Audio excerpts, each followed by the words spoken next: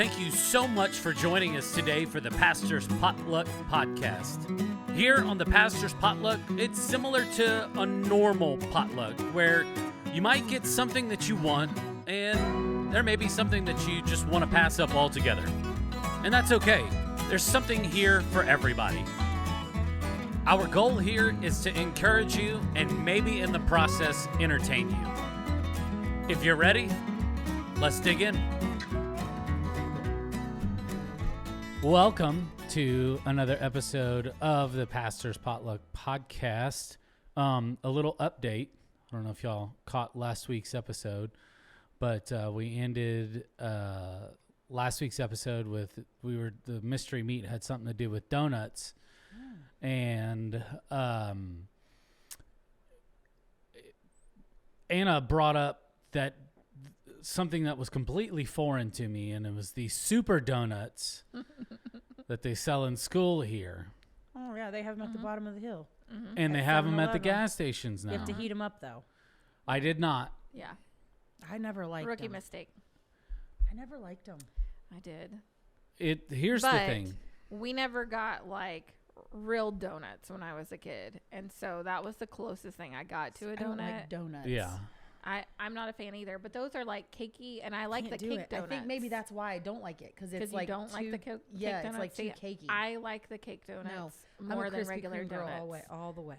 Yeah. I could eat Krispy Kreme because they're just light and fluffy. A hot Krispy Kreme, they just melt in your mouth, and that's okay. It's just sugar. But like, I don't really like other donuts really, but I liked the. So anyway, to me, I liked them when I was a kid because it was the closest thing I got. I'll tell you this. And people got very excited at breakfast, though, when we would walk into the cafeteria and they saw super donuts. Oh, my goodness. There's like nothing super about them. You have to heat it up, though. I don't care. I'm not eating another one of those things ever again. Because you didn't do it right. You know, like whenever you smell something, like you're like, oh, that smells like macaroni and cheese. And then like the flavor corresponds with like the smell of it, right? You know what I'm saying? Yeah. Like whenever you smell something, you're like, okay, I know what that's going to taste like, and I don't want to eat that. It smelled like birdseed, and it tasted like birdseed. It was disgusting. I ate the whole thing just because somebody bought it for me. But God almighty, don't buy me no more super donuts. I will be super upset. You did it wrong. Look, I'm not going to give it another shot. I tried it. No. We have a rule in our house. They still have those in school. Yeah, well, we have a rule in our house that they do you have to try it. Esme said they gave me a donut and I took one bite and I threw it in the trash. This is like one of her first days in preschool. That's at a girl. During her first week, she said it did not taste like a donut. Where I've been subbing, I have seen some of the most random things, like because they really do eat some random stuff. Like there was one school I was at, and the kid. They were getting their breakfast and they were eating it in their homeroom. And the one little boy, he was 7th grade, but he comes over and he's standing at the door and he's watching as everybody's bringing their stuff in. He's like, you gonna eat that? You gonna eat that? You gonna eat that? And he's like asking everybody. I'm like, what is the hot commodity? Because that would have been super donuts when we were in school. That would have been what everybody was going for. I would have gladly given mine away. Breakfast burritos. Nope, I am not eating a school breakfast burrito. But that is what he was. He probably had 7 by the time he was done and ate them all. In high school, Fridays was biscuit and gravy day. And it was my favorite. Like, I'd get there early and I'd wait and I'd have seconds. That was a good day. We never had biscuit and gravy. My high school had some pretty good food.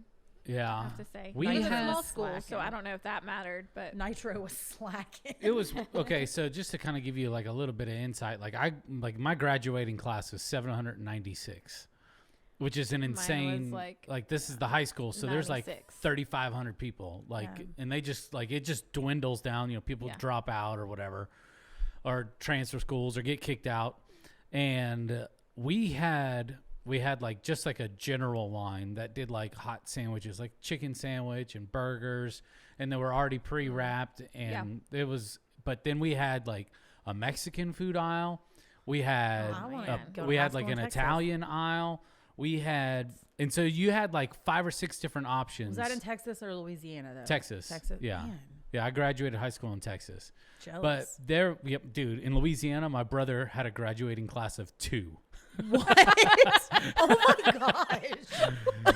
Like he was valedictorian. Wow. Huh? Did he go to a private school? Yeah, it was a private school. Because my cousin went under to 100 was school. like, I mean, we were like, I don't know if it was 94 or 96 or something like that, but like we had less than 100. Yeah, my cousin went to private school, and I think they had 12 in their graduating class. Yeah. So, well, I mean, the girls will have 16 unless they add more. Yeah. Yeah. 16, 15, because somebody left. Olivia informed me that she only needed 15 Valentines this year. Yeah. But it'll be 14 next year because the kids are going to transfer schools because they're going to be a lot closer. Yeah. To I'll say 14. Yeah. Then she'll only need 1 box of Valentines. Yeah, but well, I don't know. A lot of Valentines comes in weird. They were numbers. these little. They were these. It was a box of 20. Sorry. And it was a dude. You know what I'm talking about, though. Yes. Valentines, like they're not all in the same amounts. No, like, no. Well, depending on what you get. Suckers that she found, and they had 20 in them. No, they had 18 in them. And she was like, I could get those for my class and wouldn't have to buy 2 boxes. And I said, okay, well, do you have to do that anyways? Because you don't have very many kids in your class. She's trying to talk me into buying them for her. Aunt Justice said no. Dude, what are we talking? We started off with donuts. Donuts. We talked about school classes. And your school had lots of options for all the options. Italian. That's awesome. Dude, it was pretty good. This is a whole podcast of its own. Yeah. We would go because my mom would make lunches for us because even back then, like it was like $1.50 for lunch. What are you crazy? Like looking back on it now, it's just like I can't feed my kids their own lunches for $1.50. But my kids are forced to eat school food or they don't eat because it's free. Yeah. So I make them eat it. Yes. You're gonna eat it if you don't like it. Like they beg me all the time to send them like to make them lunch and let them be sent with lunch, and I'm like, nope, sorry. And here's the deal: like Esme told us one day what did we have? Oh, we were having butter chicken, but I'd made chicken nuggets because I thought that it might be too spicy for them, and they weren't dino nuggets; they were like regular nuggets. But anyway, and Esme was like, we had something like that, but with a bone in it. And I said, you had wings? And she said, no. And she was describing it. I said, oh, like a drumstick, like the leg, like, and she said, yeah. And I said, and you liked it? She said, it was my favorite, Mom. And we had mashed potatoes and green beans and I ate it all. And I was like, who are you, child? Yeah. I would have never known that she liked, and Carter was like, I didn't eat it. I just ate my potatoes. Well, Landon and my salad doesn't like hamburger. He does not. He will not eat a hamburger to save his life. But one of his favorite school lunches when they went to public school, Salisbury steak, which is hamburger. He loves it, and I'm like, are you kidding me? You won't eat a hamburger make to him a save really your thin life. burger and get some some gravy on it. Have at it. He eats bread. Yeah, but he absolutely does not. If you ask him to get a hamburger, necessarily like when we make burgers at home, they won't eat it on a bun, even though they'll eat they like Big Macs and they like cheeseburgers from McDonald's. But like at home, they don't want the bun; they just want the burger, and they just cut it up and eat it with ketchup. Yeah. And I'm fine with that because at least they're eating what we're making. But that's true. But yeah, kids are. I don't know. Well, I ate whatever was put in front of me because I had to. Like, we didn't have a whole lot, so I was happy with it. That's what we're like shoving it down our kids. Like, not the food, but just that mindset. That mindset. Eat this. Well, it's just that this is what we're eating, and like you're not getting anything else after this, and so it's just we don't have enough money to be able to cater to everybody. Like you got to eat your vegetables. You got to eat everything on your plate. Now, if it's like a big plate of food and they're like, well, I ate a snack late or whatever, like it's not that big of a deal. It just goes in a Tupperware container, and that's what they take to lunch because they got microwaves at the school. And so that's exactly what happened last night. Because we're doing pescatarian. We always do this at the beginning of every year. And so we made just pasta with sauce, no meat in it. And I just said, that's what you're eating for lunch. So don't eat it all tonight. Like, and so that's what they did. They just saved it. And Ryan was just like, well, I just don't like the sauce without the meat in. I said, I'm sorry. This is just the way.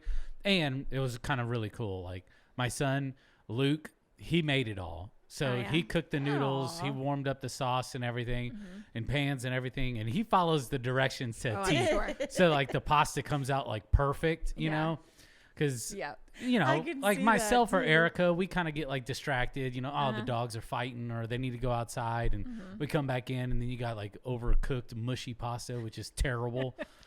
And we're too cheap to throw it away. So it's just like, so you eat it anyway. It's just like sludge, you know, but, yeah.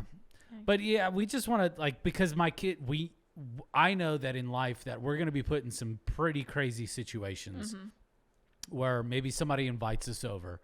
Maybe we are, you know, God says, hey, you need to go on this mission trip or whatever. And for them to have the mindset of like, look, we just got to be grateful that we have food. We just got to eat whatever's put in front of us, whether we like it or not. Like, that's a big deal for us. Like, some people, it's not. No, I'm laughing because when you said that, like, I've been on 2 mission trips where I have literally had to eat what was in front of me. And one was when we went to Ecuador, but the first one was when we went to Belize in college. And we stayed at this campground, and our professor told us, he was like, now listen, they are making tamales. Just thinking about it still gets me. He's like, they're making tamales, and they're considered a delicacy in Central America. And so he was like, you know, this is a big deal that these ladies are making these. Like, they're, you know, it's a big deal because it's time consuming. It is super time consuming all this stuff. So living in Texas, that's what you do around the holidays. So and it's like a family affair, and it is days. It is a day's process. We had been warned that we were to eat what was given to us because it was literally them giving the best of what they had. So we go in and this was the first night that we get there, and they give us these tamales that are wrapped in plantain leaves, and we open them up, and I just look at it and I'm like, I cannot eat this. Like, I don't know what this is, but I don't think I can do it. And I did, but with the first bite I took, thank goodness for bottles of Fanta and Coke, because all of us at the table probably had 5 of each while we were sitting there. Because it was like, you take a bite and you down it with the Coke, and then you took a bite, you down. But it was mushy. It was really mushy. Yeah. And the chicken inside it still had bones.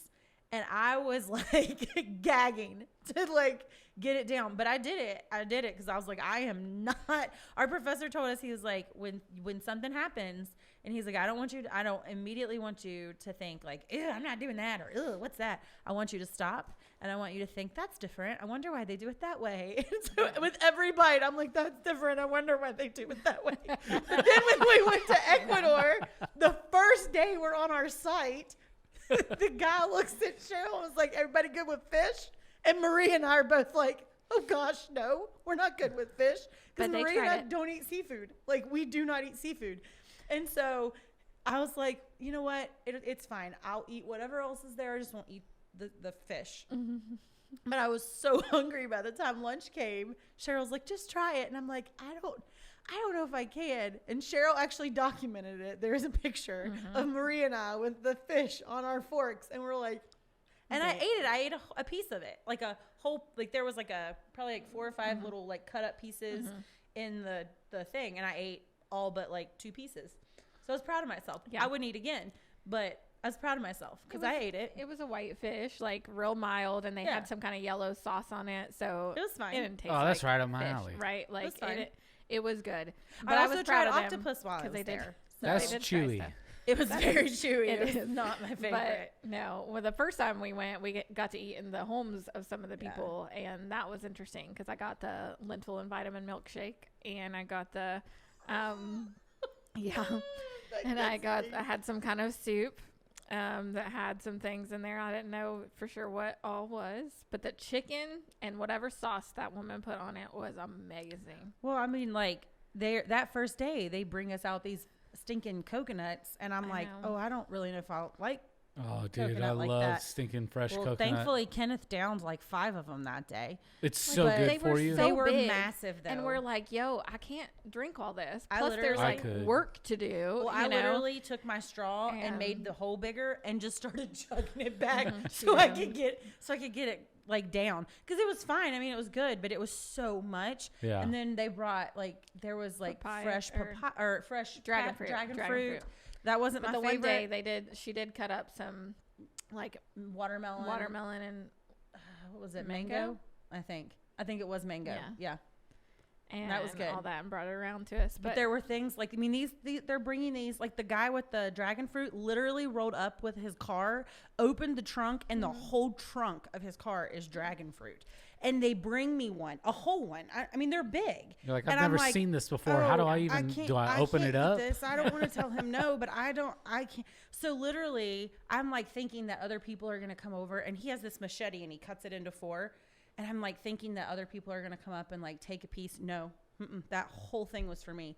And I told Amy, I was like, I feel really bad, but I can't eat this whole thing. And here's the deal. Like, because maybe we could have, but like they make sure we're taken care of. We had good breakfast and lunch and dinner every day. They made sure we had plenty of water and plenty of other stuff like the whole time. So it's like you're stuffed. Like, so like Anthony says, he came back and he had gained weight on the trip. Oh my gosh. And it's not normal, but no, there was always something, but that was the same thing. Like, it was that same mindset. And I thought back to Professor York. So like, don't you dare say no. You better just say that's different. I wonder why they do it that way. Yeah. So that's been my mindset. Yeah. And I did good. I ate fish. Yeah. Very proud of you. Thanks. My brother would not have done that. No. But I did. But here we are. Yes. I knew that y'all were going to be in rare form whenever I was trying to figure out the audio. Y'all were just going, just chirping back and forth. I was like, this is going to be a fun one. I knew it. And guess what? This isn't even our topic for the day. But do you remember, were you at the one time we went to Alum Creek for the egg hunt and they gave us pizza? They gave us the school pizza. Like the little square pizzas? Those were my favorite back in the day. Yeah, they were like, we came right about lunchtime and they were like, hey, do you want some lunch? And I was like, what is it? And they were like, it's pizza. And I was like, yes, I do. Because I hadn't had it square in pizza so long. And I was like, my favorite back in the day. And we sat and there pepperoni roll day. Yeah. We sat there eating our pizza before we did the egg hunt there at the school. And it was a good day. Yeah, pizza day was always a good day. Was it? Did you get the square pizzas too? We got it was stuffed crust pizza. It was like Totino's. Did you ever get stuffed crust pizza? No. In high school we had Domino's on Fridays. It wasn't Domino's, but it was. I mean, maybe it was, but I mean, it didn't seem like it was. They made it there, but it was stuffed crust. Occasionally, I don't remember that. Interesting. Very rare. It was a really exciting day when we got that. And I really liked their burritos. It was covered with the melted cheese. Nope. I really did. I loved it. Nope. Anyway. Yep. Anyways, changing the subject. So the last couple of episodes, what we've been doing is we've been kind of like taking a look back and on our year, and then we're also kind of like looking forward to what we're excited about. Maybe God has put something on your heart or something that you want to try to see happen in ministry. An idea that God has put on your heart, or what are you looking forward to? Maybe growth or just whatever that may be. So looking back on this past year, I think this will be the absolute last time that we talk about this, not unless it's just in passing, but last year was a challenge for everybody. I mean, we started off the year still trying to situate the cafe because of the leak that we had. It was a very testing and trying year for a lot of us, just because we're having to work so close to each other and try to have meetings while there's 5 other people in the room and, just trying to accomplish things. And I think that for myself, I think obviously it was a testing of my patience, because I do a lot of like editing, and so like I'm like laser focused, but we all know with the best of us that my attention span is very, very limited. But whenever I'm laser focused on something, Like I want to get it done. Mm-hmm. I want to knock it out, and like I want to take my little check marks on all my little tasks and just see how far ahead I can get. You do have a high administrative. But I'm telling you, if somebody walks by and I see him, squirrel. I haven't said hi to that person in a long time. Let's go see how life's doing with them. And then I get done talking with them. I'm like, okay, let me go over to Cheryl's office really quick and see what my kids did this, blah, blah, blah, just whatever. And then I walk to Anna's office. I always leave Scott alone because he's just got that leave me alone, leave me alone face. I tell Cheryl all the time. I don't know how you guys do it. I don't know how you guys did it over there. I mean, I came back from lunch one day and you'd move it out of my office. I did. Yeah. Should have left my stuff in. No, I'm just kidding. Yeah. But so we all know that, like, with the leak and everything else, and it may be a year before God finally realizes or like reveals to us that like, hey, there was a reason and a purpose behind this. But super glad that everything is back together.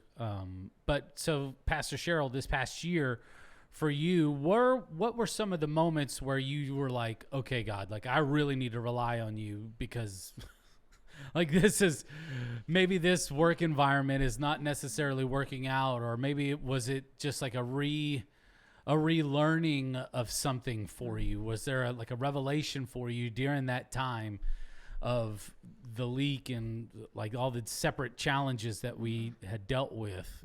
Was there something that just stood out to you this past year where you were just like I needed God during that moment, and I'm glad I relied on him?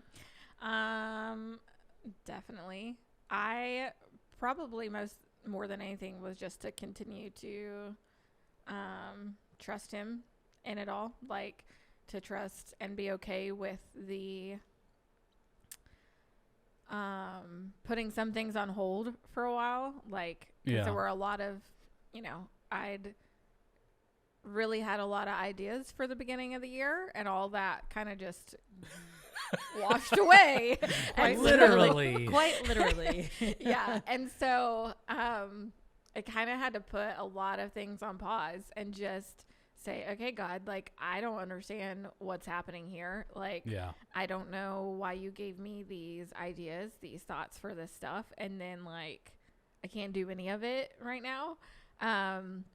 And be okay with that in that moment and in those times, and shift my focus in other ways. So like shifting focus to trying to help build groups, which we saw, the fruit of last fall, where I had to buy new things for the wall to be able to fit all the groups on the wall, which was crazy cool. Because I remember when we first put those up, we were like, it'll be years before we ever fill this thing. Like we just thought, we were like, it'll be years. We did it on one of the bigger walls because we wanted room for the growth, but it was like, it's going to be a long time.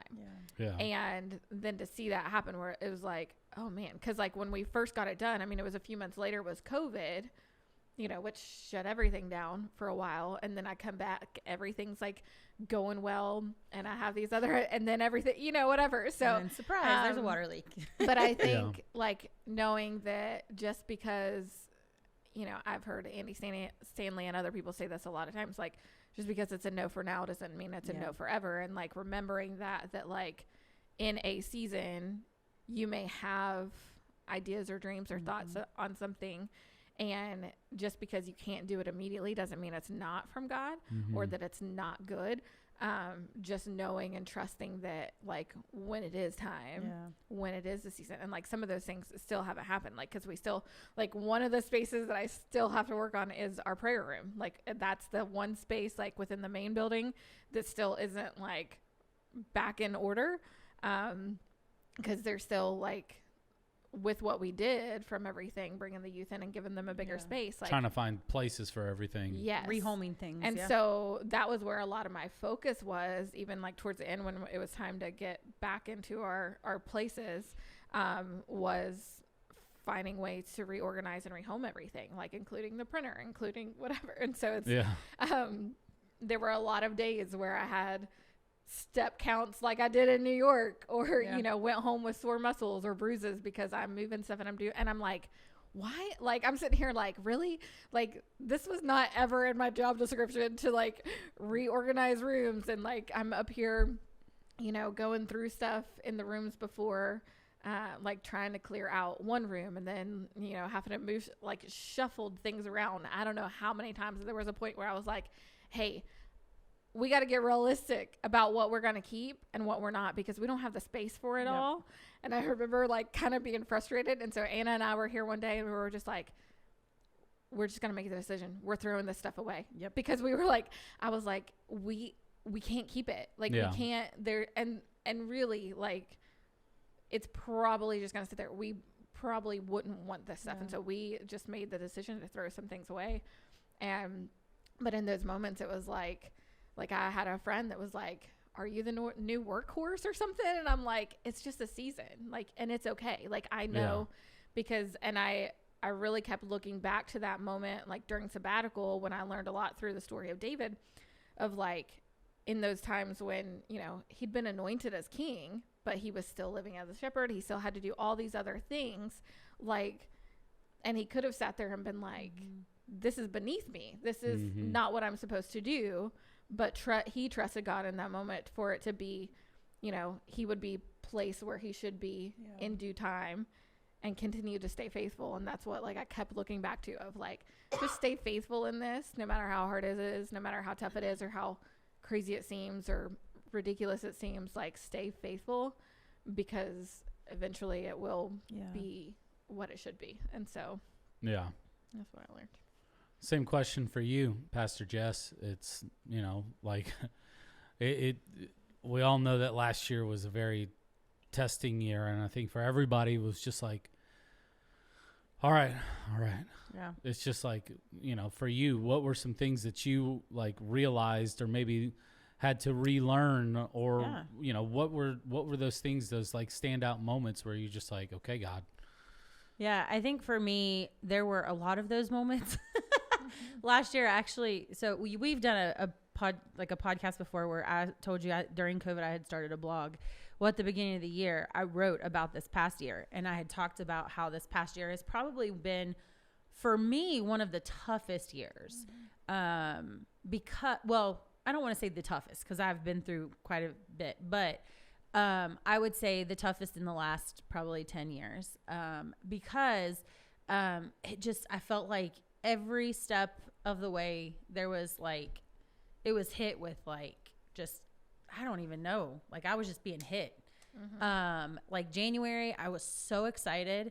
I got to go to CPC in January of last year, and that whole week was talking about hope. And we've just had this huge, like literally like a week and a half before, we've had this huge leak. Our building is destroyed, and I'm leaving to go to Florida while you all are finishing like everything up here. And I'm in Florida, and that whole week, like the theme was unending hope. And I think it was Beth Guckenberger said, like, she was talking about Rahab, the story of Rahab, and how there is so much hope in her story, and that hope was literally tangible. It was hope on a rope is what she called it. Yeah. And that, like, when I got back, that for me was kind of what I was holding on to, was that hope on a rope, because like I felt like I didn't really know how the flood was going to impact me, because it wasn't my part of the building. Yeah. It wasn't my part of the building. But I think that as far as that goes, I think if anything, I still don't necessarily think the flood impacted me in a big, massive way. I will say, if anything, I think that it allowed me to be more open to like things, like we immediately moved my office around. And it was to accommodate Cheryl, which was great. Back in. And she moved in. But then we realized that we were going to need more space, because in the middle of all of this, we have 12 to 15 toddlers that are coming in on Sunday mornings, and we have to open up a second class for toddlers, which is fabulous. Yeah. But now I don't have an office. She's already out of an office, and now she has to go back over to the other room, and I went to my cloffice back in the E-zone. But then it worked out, because now we have this whole room, and then when it actually came time for everything to happen over here, where furniture needed to be moved and everything, that room ended up being a storage room. And we were able to utilize that because it was okay to shut it down for a couple months temporarily and just make do with what we had. And so I think it definitely, the flood made us get creative. I think in ministry, I think it made everybody get creative because your spaces are not your spaces. Like your spaces are the church spaces. And so you really had to get creative. Like we had small groups back in the kids wing last year that worked out really well. Yeah. And it was cool to see people back there on Wednesday nights. We had, you know, FPU was back there and Grief Share was back there. And then we still had the nursery going. We still had preschool going. We still had, you know, other things going. And so those rooms were being utilized while this half of the building was not able to, like the office side wasn't able to. And so I think it definitely allowed us to get more creative and to allow us to see that there are multiple uses for our spaces. Yeah. And so I think that would be one thing that I think I learned in the midst of all of that. But I think just in general from this past year, like I said, like coming out of CPC and having like that like mindset of just like there's this hope that we have that's unending and like literally that tangible hope that she talked about.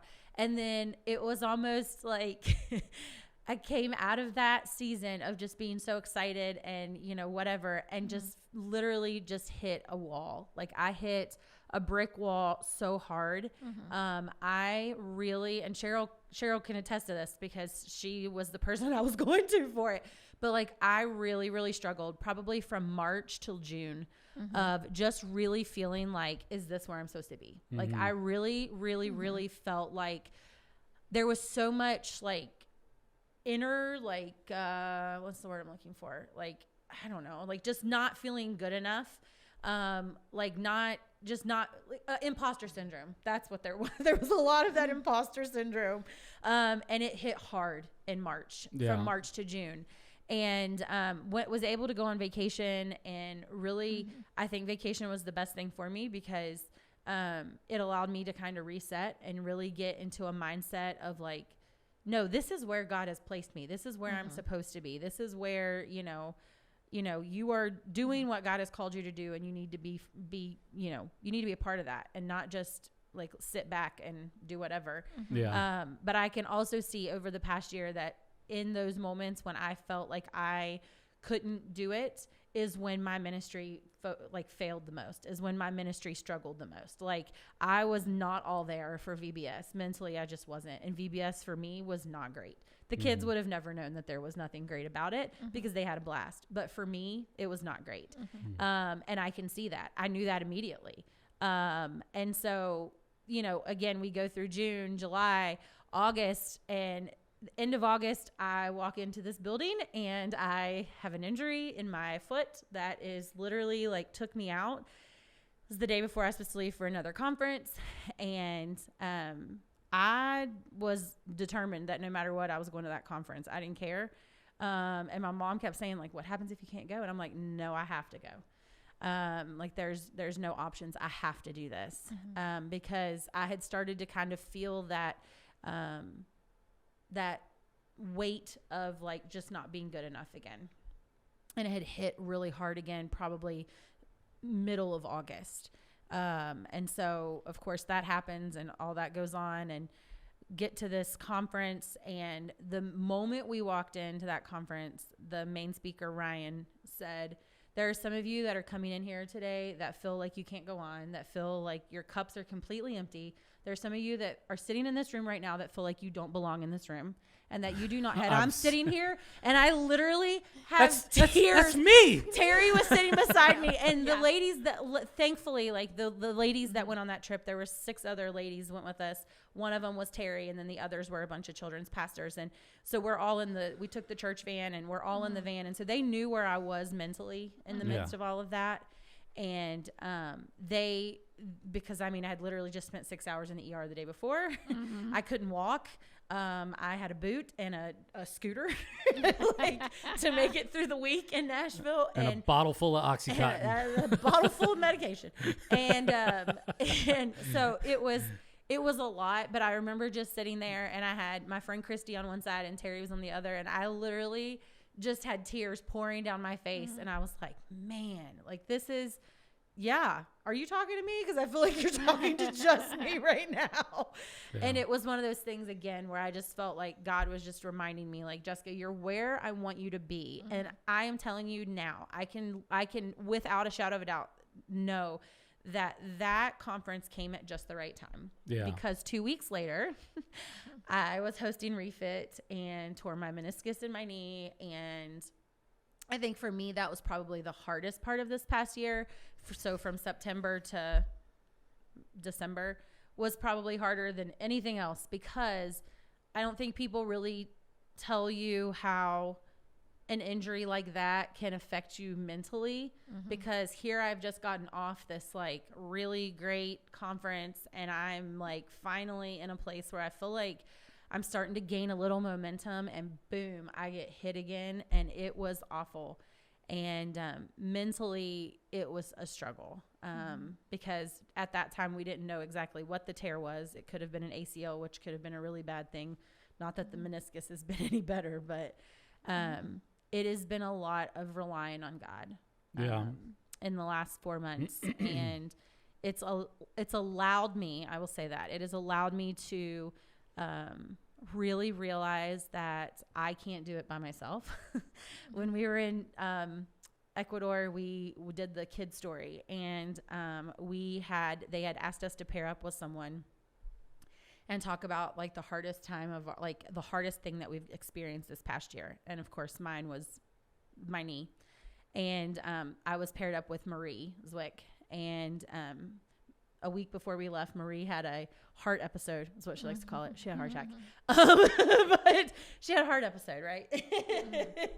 And we were both talking about the fact that our trips were kind of on hold. Like, we didn't know what that was going to look like for us. And at the end of that, they asked us to go. We told the story of Moses and all that stuff. And then at the end, we came back with our partners.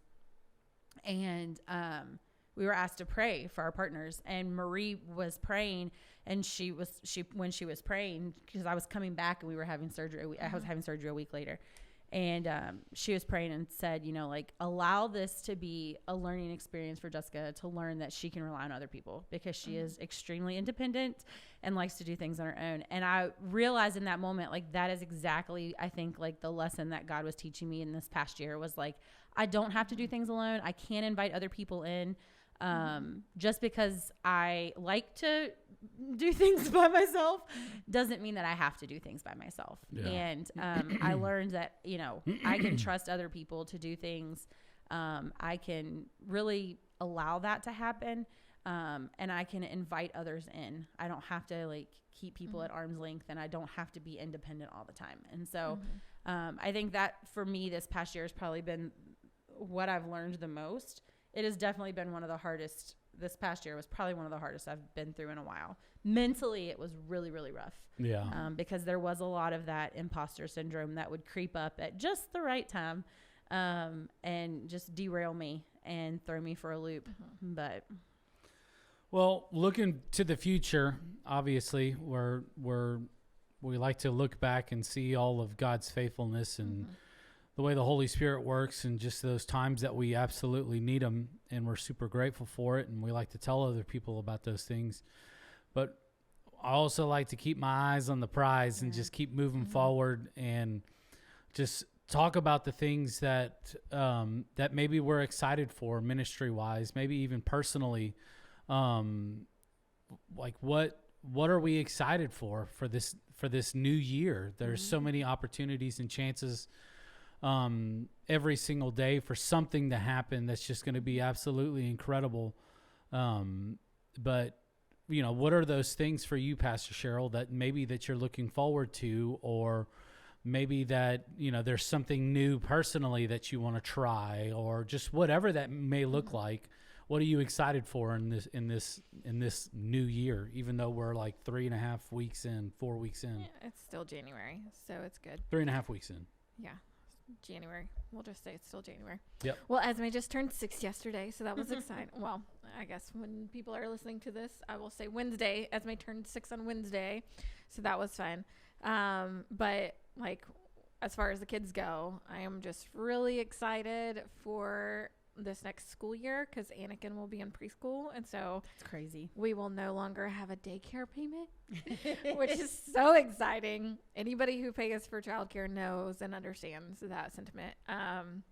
So I'm super excited about that because I know that that's going to just open up a lot of opportunities for us to be more generous and do different things financially than what we've been able to. Gold teeth. Get them teeth golden. No, all my teeth are okay. I do want to see about straighter teeth in the future. So my dentist is on me about pursuing that because I have always wanted to do that but haven't. So we'll see what that looks like. But so I think sorry, I didn't mean to bring that up if that was like a pain point. I was just saying gold teeth. No, it's okay. It's like I'd get some gold teeth. But I mean, hopefully I can do like Invisalign and don't have to do braces because I would feel real weird as a 37-year-old with braces. Terry has Invisalign. I know.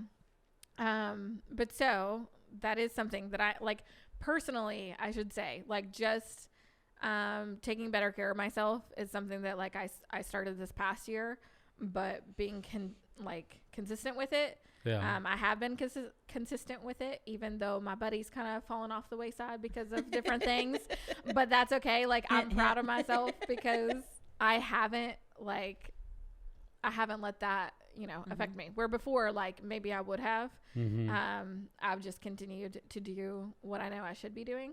Yeah. And staying consistent with that, and helping, to be that example for my family too is important. Like Carter really wants to go to the gym all the time, but anyway, that's another story for another time. But so just taking better care of myself, I think, and because I have the tendency to just focus on everybody else and everything else. Even I think like this past year, I felt like I was helping a lot of everybody else with a lot of their things more than doing my things, which is fine. Like, I think, I'm in the role that I'm in to be able to do those things, which is fine. Yeah. And probably great, like probably what was needed for everybody. But I have the tendency to kind of put myself last, and just, I can see a better, I've been better mentally even through this because I am, doing something like during that time, I'm either, listening to a podcast or a book as well. Like, so I'm habit stacking or whatever. Yeah. So, which if I was with my friend, I wouldn't be doing those things. Like I'd be talking the whole time. But anyway, so doing that, like personally, that journey is important for me. But I think like as far as ministry wise, I'm looking at creating more, of individual outreach event teams within the bigger mission team to allow them to have a lot more ownership and drive for improving some of those things that we do, because we've kind of just done the same things so long that they're just what they are, but figuring out ways to better those things or expand upon those things. Like for impact schools, for instance, we just do Christmas break. Well, this year I just thought, I was like, man, they have a long spring break, like a longer spring break, I think, than normal. And I'm like, what do they do about spring? Like this year's spring break is as long as Christmas break was last year, like in 2022. It's 2 weeks. No, I mean, but it's a full week, but then I think they get the Friday and the Monday also. That's and insane. So that's, wow, as like 10 days, 11-day stretch without being in school for those school lunches and stuff. And so like that kind of hit me as I was talking to, when we delivered to the schools this past year. I had two of our retired fellas who are on our security team, and they kind of wouldn't let me do a whole lot, but I got to talk with the one social worker at the one school for an extended period of time and hear some of the challenges, and just thinking through like maybe getting together with them and thinking through like how else can we help them and what they're doing and what the kids need in those schools. Like, because if we're presents at Christmas, like Christmas is a time that a lot of people do a lot of different things for people, and that's great. But what about the rest of the year? Like, what does that look like for them the rest of the year? and how we could expand upon that within our schools. So where it's not just impact schools at Christmas time, but it's impact schools all year round, you know? And so thinking through some of those things, maybe having some meetings to see how we can expand upon that. But even Beauty Day, like looking at some of those things of how, like, how do we can involve, how do we maximize our impact? Yeah. Like, but involving our community more within those things, because a lot of people would love to partner with us, whether it's in donations, whether it's in whatever, but like seeing how we can maximize upon like getting community more involved within that. Because ultimately, like, the hope is for rehabilitation and re-entering into society. And so like figuring out how we can really get some of those different organizations involved with that. That's cool. Things like allowing some of the smaller local churches that we have to help us to partner with us in Las Chakras, because we have a lot of smaller churches who they can't necessarily do something like that on their own, but they could partner with us. And then if they do have somebody who wants to go back there with us, you know, the next time we go, they could send someone with us instead of trying to come up with a 10 to 15 person team themselves. Like, they just join us. And so like in February, I'm going to Dunbar to share with them, because they had their kids donated their kids offering for a whole month to go towards the playground. So it was like almost $300 that they donated towards the playground that we went and built. So I get to go and share with them about that, and kind of just let them know what they had, you know, what they played a part in. And so sharing some of those stories with them. And so my hope is for like some of them to get involved with us in that too. And so that's like, those are two things that I'm really looking forward to, like building up and doing, seeing how we can kind of together like widen the circle or the impact ability for that. Because I know like we knew that 60 kids were getting added to our hope zone. Like, we can't afford to up those, you know, our meal packing on our own, but like if we invite those other churches in, then we could potentially be able to cover those, no problem. Like, so it's one of those things, because it's like, it was great that we went down and built a playground, but then there's 60 more kids that are potentially going to those story clubs, 60 more kids that need those meals. And it's like, what now? Do we leave them high and dry? Like, or do we figure out a way to invite other people in? I think like, I feel like that's kind of a common thing, like inviting other people in to be a part of that. And I'm excited for groups too.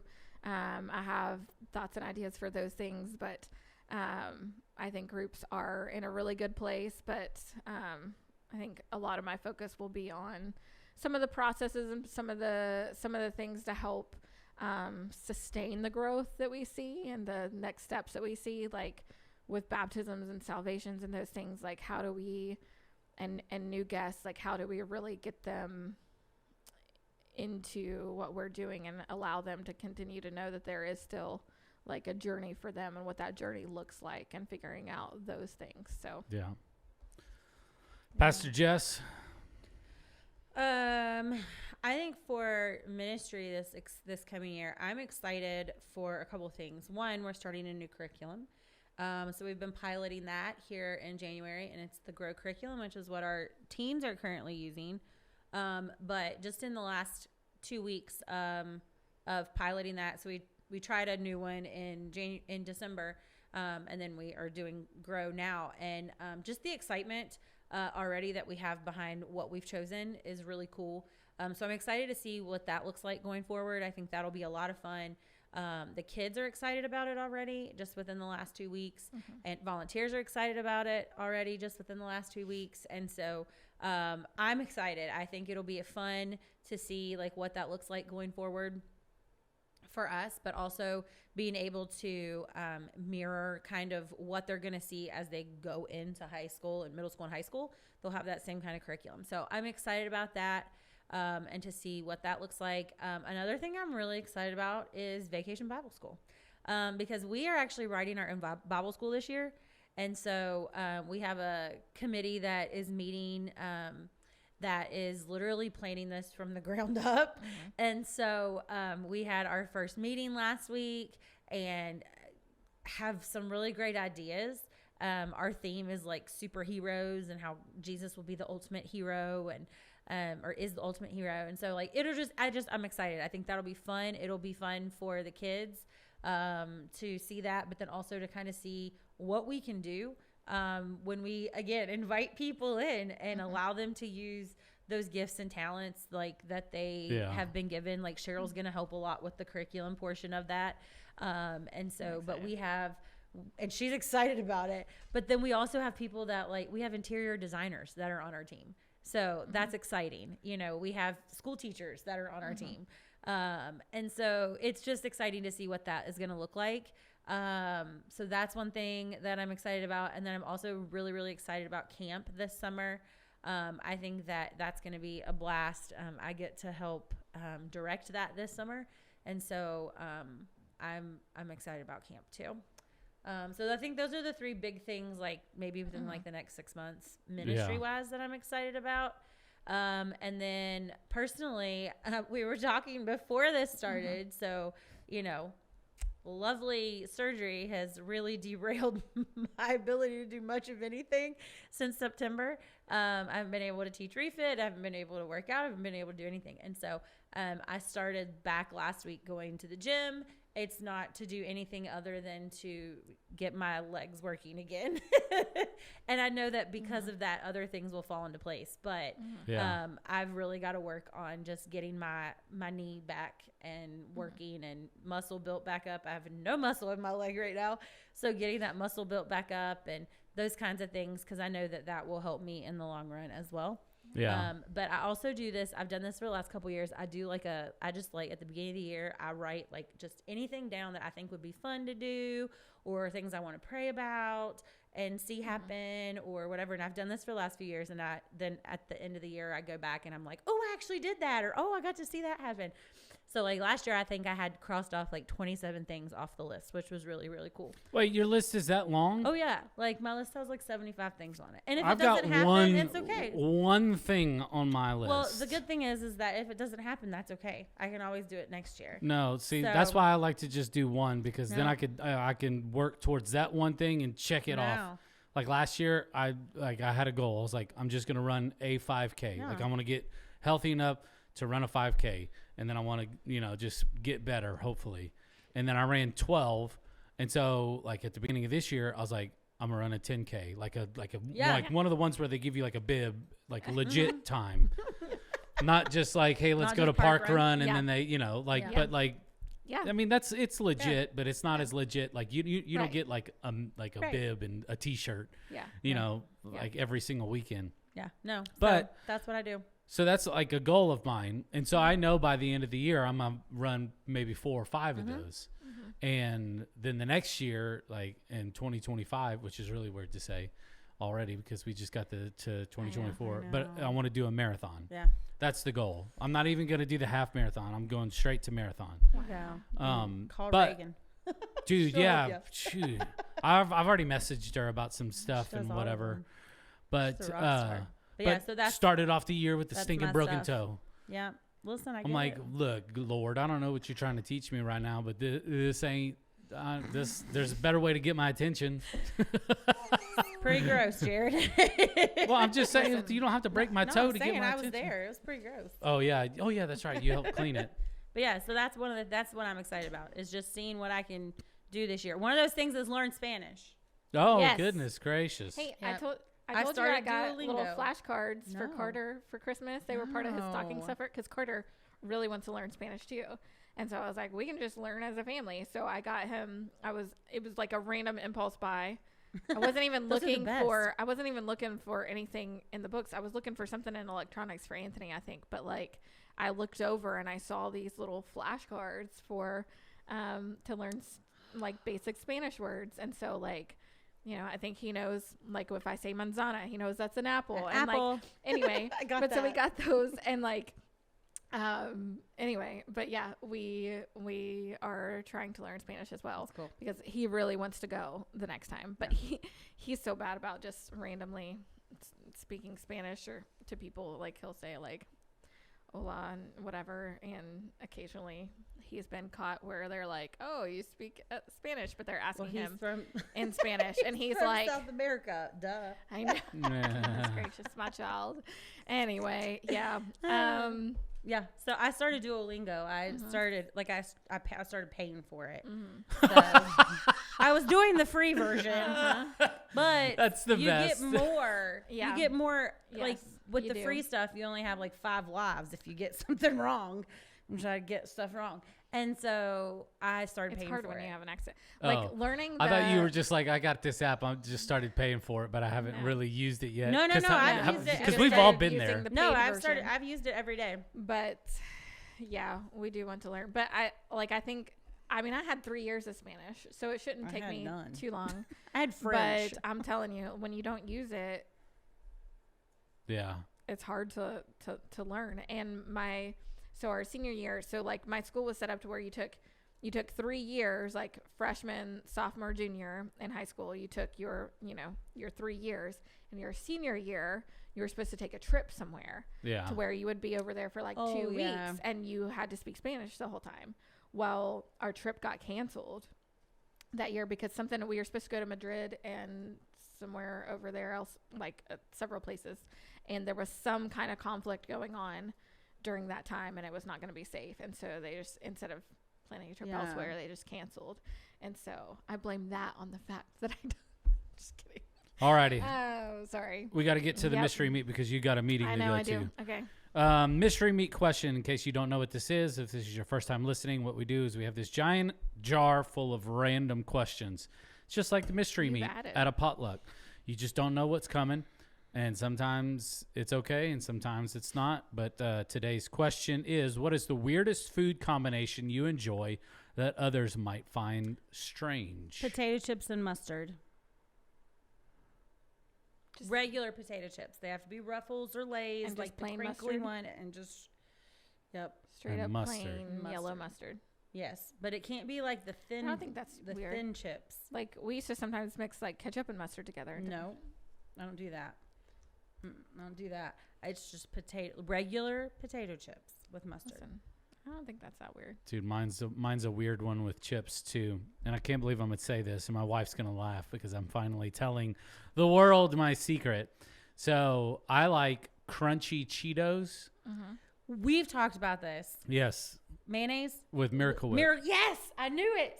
And I told you I would try it, and I still haven't. Yeah. I don't like Miracle Whip or mayonnaise that much. Just in general. I don't like it that much either, but I like the combination. That's the question. What's the weirdest combination?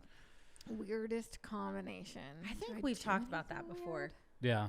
I like to put mayonnaise on the inside of my grilled cheese, not on the outside, because people put it on the outside to get it like super crispy. Mac and cheese and peas together. Mac and cheese and peas. But but I don't think that's weird. It is a little bit, but I don't like it like that. But I've seen people eat it like that.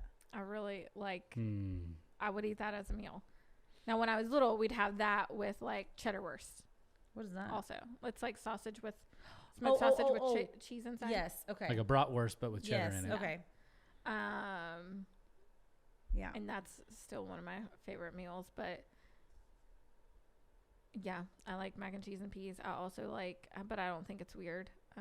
I like Nutella on toast with like berries or bananas or something, but that's not weird. I don't think either. I like all the offcuts of animals. Like if you're gonna eat an animal, like I like the offcuts. I like the random stuff. I also I want to eat the tendons and the cartilage and stuff. Ooh, that just made me sick. Now I've had cow tongue. Like one of my favorite things to eat in the whole wide world. It's but I don't like two the different parts of the cow. Whatever. Like so, like traditional barbacoa. What they do is they take the whole cow's head and then they take all the meat and stuff off the head, and then they make it in a taco. And I'm telling you, don't knock it. You can't knock it. I don't even want to think about it. It makes me throw up. Or they have the soup that's called menudo. Boy band. No, there is a band. There is a Spanish boy band called that. But what it is the stomach lining. Oh. And it's fantastic. I can eat it all day long. That just makes me cow sick. tongue's probably the most out there thing I've had.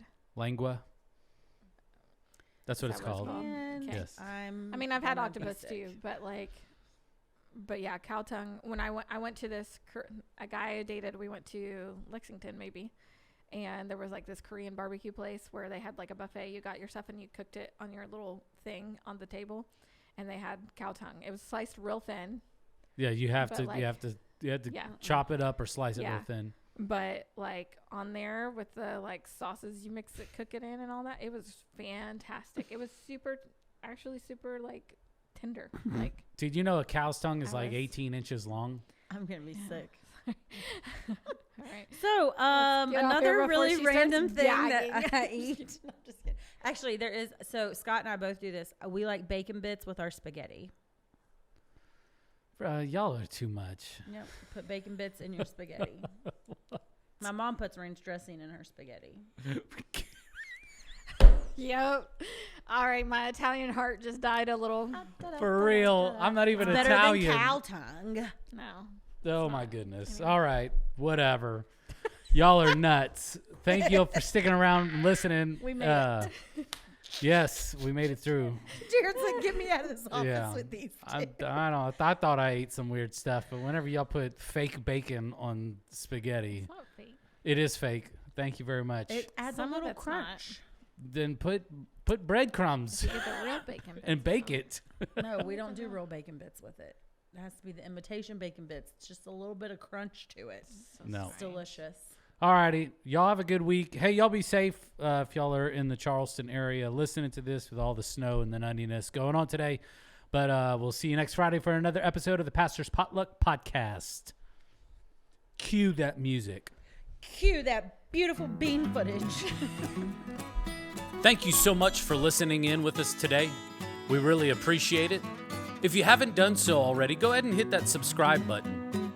You can also follow us on social media, on Facebook, Instagram. You can also watch the video version of this on YouTube as well. All you have to do is search up the Pastor's Potluck Podcast. From all of us here, we want to say thank you, and we'll see you next week.